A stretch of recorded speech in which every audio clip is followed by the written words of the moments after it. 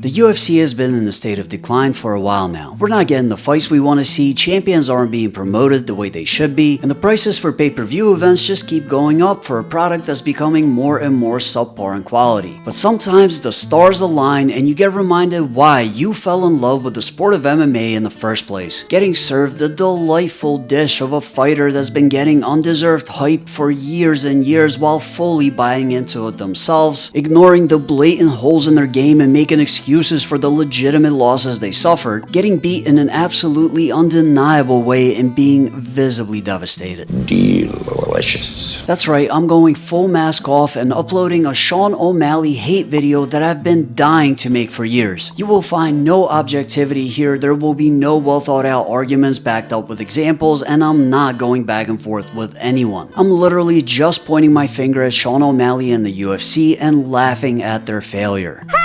And if you're a Shaun O'Malley fan and feel like I'm being immature and harsh and should not talk that way about a fighter, because how dare I talk about somebody that puts their well-being on the line for our entertainment, I've got 3 things to say to you. You're 100% correct, but I don't care because I am just a YouTuber who holds no authority whatsoever, so I can say whatever I want, and I've been waiting for this moment for a long time. So while you're being righteous and judging me for kicking somebody that achieved a lot more than I could ever dream of in a sport that we all love, at their absolute lowest point, I'm imagining the following scenario between you and I. Your tears are so yummy. So now that we got that out of the way and you understand exactly where I stand, you can either click off the video or stay and bask in the sweet reality of Shaun O'Malley getting his ass whooped even worse than the first time after getting a totally undeserved rematch. Thanks, Dana.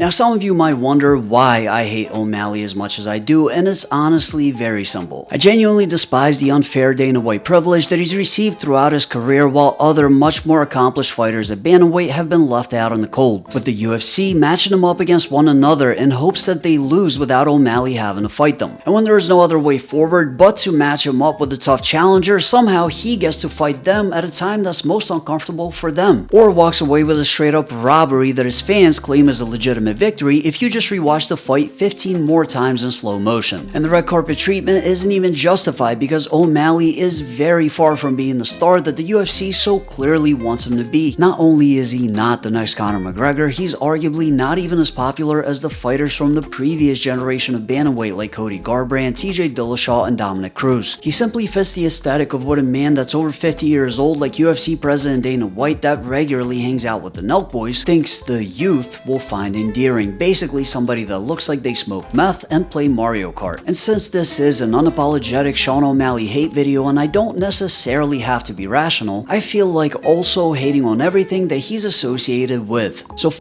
the Nelk Boys, Full Send, whatever the brand is, don't know much about them. But the fact that they're a collection of middle-aged dudes that sit around and yap at each other with slang terms that kids half their age find to be cringe and embarrassing just doesn't really sit right with me. Their kids need to sit them down and have a serious intervention about age-appropriate behavior. Also, not a fan of seltzer alcohol, so Happy Dads, but it's kind of ironic that they named it that. It just seems like a literal description of who they are, a bunch of dads happy that they can still sit around and act like they're 14.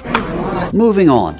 Dana White, even though he's clearly checked out of being the UFC president and just sits around hoping and praying that TKO and Turkey Al-Sheikh will change their mind about letting him promote Canelo vs. Crawford, it was still kind of satisfying seeing him be a bit shell-shocked over Merab spanking his precious little baby boy for a second time. When you look at a performance like that, what do you think it takes to beat a guy like Merab at this point? Yeah, I agree. We've been talking about that. We don't know. And Shaun O'Malley came in 100% healthy, ready, mentally, physically, in every way you could be ready for this fight. And Merab finished. Did you catch Dana letting his true feelings be known? It was a blink and you miss it moment. Agree. We've been talking about that. We don't know. I'm sure they have been talking about what it's going to take to beat Merab because they sure as hell don't want him as champion. Although I do have to give props to one of the people holding the mic that night because he straight up trolled Dana to his face by asking him if Merab was a promoter's dream. Is he just like a promoter's dream? Because he's a character. He does have exciting fights. He said he wants to defend the belt 2 more times this year, which is 4 title fights in 1 year. Is he just a promoter's dream? Yeah, I love that. And he looks better every time he fights too. He looked really good tonight.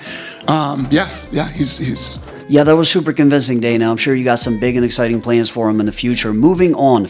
Tim Welch. Utterly garbage coach that spent the whole training camp without addressing his main glaring flaw, defensive wrestling, instead offering brilliant corner advice like, "You're being too tall, Shawnee, try to be shorter," or "You're doing a great job." How about investing in laser tattoo removal so Shaun can actually do something beneficial to his career, like going to Dagestan without getting stoned, and not in the way that he likes. I'm trying to be funny here, but it's still more beneficial than standing next to Shaun and trolling Marab over how big his nose is while being an actual ginger. Look at that nose. Nice. Look at that nose. Tiny little. Jesus Christ, it's a beak. Moving on. Owls. Apparently this is an animal that holds a lot of significance to Shaun outside of being plastered across his bird chest. It was the Peter Yan, for the first Peter Yan fight. I was sit outside, watched the sunset, and like this owl came and flew and laid on this, or was sitting on this wood thing by me, and I was like, what the f-? So scared to look up what that meant, because I thought it was bad. Like, I'm like, what if that's bad I don't think I've ever seen an owl in my life. Yeah, well, I looked it up. Except for Harry Potter. It was good luck. So apparently an owl was responsible for cooking the Peter Yan decision, which I guess is to be expected from an animal that's essentially a meth head turned into a bird. Owls are garbage, straight ass. Every single bird is better, even pigeons. That's why they couldn't get O'Malley a second win despite apparently possessing supernatural powers. You know, I moved out to this other house, and I have a bunch of owls that live in these trees around me, so I see them quite often. 10 days before the Marab fight, there was a dead owl in my driveway.